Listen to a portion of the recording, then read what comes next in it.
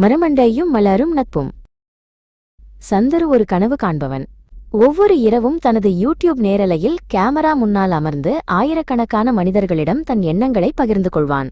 தொழில்நுட்பம் மற்றும் சினிமா பற்றி பேசுவது அவனுக்கு மிகவும் பிடிக்கும்.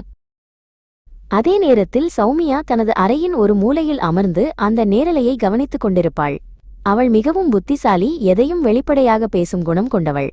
அவளுடைய கமெண்ட்கள் எப்போதும் சுவாரஸ்யமாக இருக்கும். ஒருநாள் நேரலையில் சந்துரு ஒரு புதிய கேமராவை பற்றி தவறாக விளக்கினான்.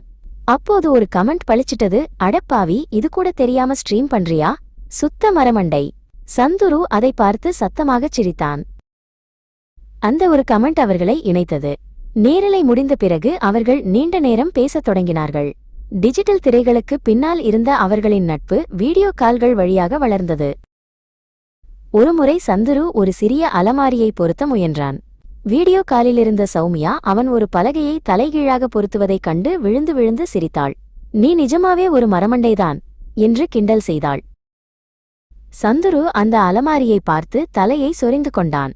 தொழில்நுட்பத்தில் புலியாக இருந்தாலும் நிஜ வாழ்க்கையின் சிறிய விஷயங்களில் அவன் சற்று மந்தமாகவே இருந்தான். அதை அவன் உணர்ந்த தருணமது. சௌமியா திரையில் அவனை அன்போடு பார்த்தாள். அவளுடைய கிண்டலுக்கு பின்னால் ஒரு பெரிய அக்கறை இருந்தது.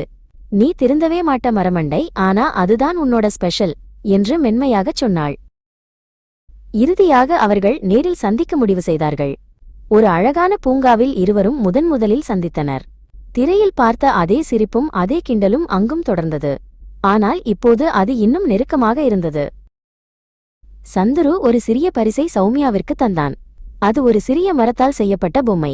இது ஒரு மரமண்டையோட அன்பு பரிசு என்று அவன் சொல்ல சௌமியாவின் கண்கள் மகிழ்ச்சியில் விரிந்தன.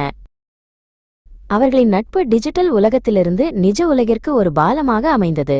மரமண்டை என்ற அந்த ஒரு சொல் 1000 கவிதைகளை விட அதிக அன்பை சுமந்து நின்றது.